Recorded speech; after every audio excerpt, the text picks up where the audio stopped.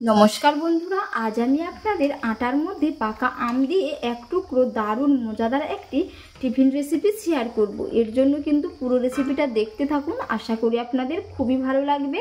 এবং এই আমের সিজনে একেবারেই একটি ইউনিক রেসিপি, আপনারা কিন্তু বাড়িতে অবশ্যই বানিয়ে দেখতে পারেন। খেতে পুরো দুর্দান্ত হয়, কোনো রকমের মন্দ লাগে না। এর জন্য পুরো রেসিপি দেখতে থাকুন, আশা করি আপনাদের খুবই ভালো লাগবে। সাথে যদি চ্যানেলে নতুন বন্ধু হয়ে থাকেন, অবশ্যই চ্যানেলটি সাবস্ক্রাইব করে নেওয়ার অনুরোধ থাকলো।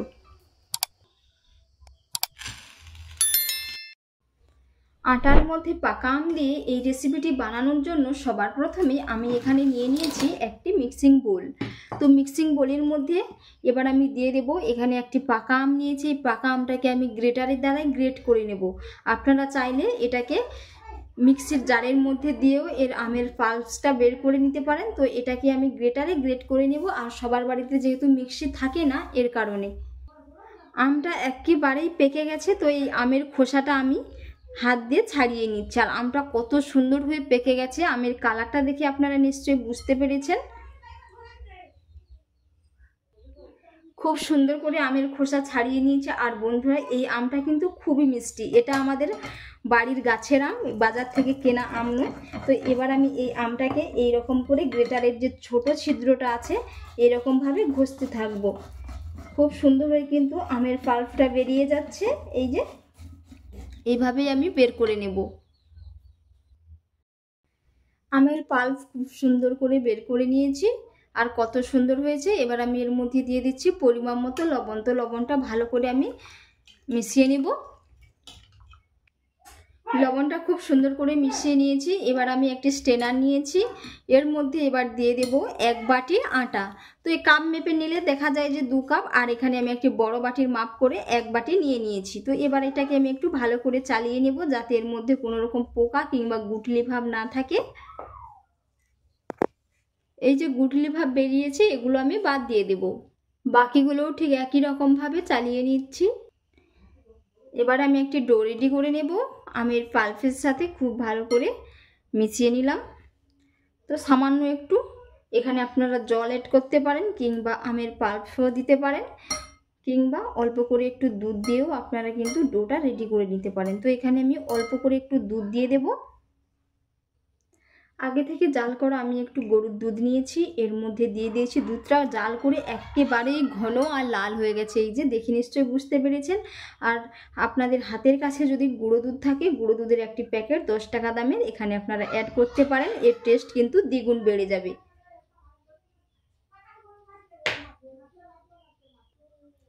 খুব সুন্দর করে আমি একটি ডো রেডি করে নিয়েছি, দেখে নিশ্চয়ই বুঝতে পেরেছেন। এবার এই থেকে আমি লেচি কেটে নেব। 4 থেকে 5টা লিচি কেটে নেব বড় বড় সাইজ করে। গোল গোল করে আমি 4টে এই যে লিচি কেটে নিয়েছি। এবার আমি এগুলো রুটির মতো করে বেলে নেব। রুটির থেকে সামান্য ঈষৎ একটু থিকনেসটা মোটা রাখবো।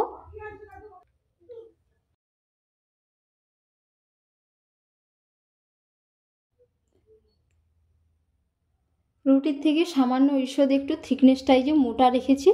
এবার এটাকে আমি গ্লাস দিয়ে খুব সুন্দর করে গোল গোল করে কেটে নেব। আপনাদের কাছে যদি কোনো কাটার থাকে আপনারা কেটে নিতে পারেন, না হলে হাতের কাছে সবার এরকম গ্লাস থাকে, গ্লাসের দ্বারা আমি গোল গোল করে কেটে নেব। আপনারা যদি না কাটতে চান তাহলে আপনারা লুচির মতো করে ছোট ছোট লেচি করে একেবারেই বেলে নিতে পারেন।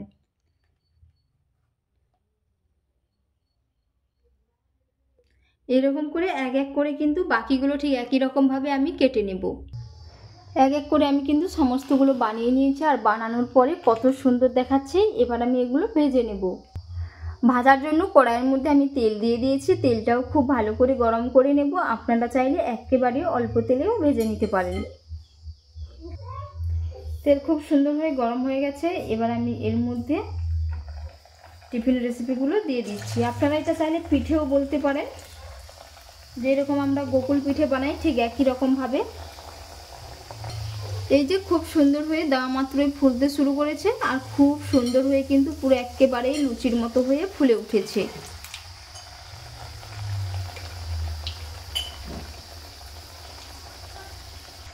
খুব সুন্দরভাবে ফুলে উঠেছে। এবার আমি এগুলো তুলে নেব।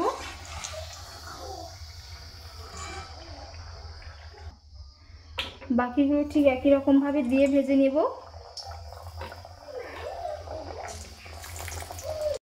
এদিকে এক এক করে কিন্তু আমি সমস্তগুলো ভেজে তুলে নিয়েছি। এবার আপনারা এগুলো শুধু অবস্থায় খেতে পারেন। কত সুন্দর হয়েছে, একেবারেই ফুচকার মতো ফুলে উঠেছে, ফুলকো ফুলকো। চাইলে আপনারা একটু দুধে সেদ্ধ করেও খেতে পারেন। তো এর থেকে আমি কয়েকটা নিয়ে নেব, দিয়ে দুধের মধ্যে সেদ্ধ করে খেলে দারুণ হয়। এর জন্য আমি দুধে একটু সেদ্ধ করে নেব। গ্যাসের চুলার মধ্যে আমি এবার একটি কড়াই বসিয়ে দিলাম। এর মধ্যে দিয়ে দিচ্ছি 250 গ্রাম জাল করা দুধ। দুধটা কিন্তু একেবারেই ঘন, এই যে জাল করে নেওয়া হয়েছে আগে থেকে, খালি সামান্য একটু গরম করে নেব। এবার আমি ওই দুধের মধ্যে দিয়ে দিচ্ছি 1/2 কাপ চিনি। আপনারা চাইলে মিশ্রি, গুড় কিংবা নকুলদানা আপনাদের পছন্দ অনুযায়ী আপনারা অ্যাড করতে পারেন। দুধটা খুব সুন্দর হয়ে ফুটে উঠেছে। এবার আমি এর মধ্যে পিঠেগুলো দিয়ে দিচ্ছি, কিংবা আপনারা টিফিনও বলতে পারেন।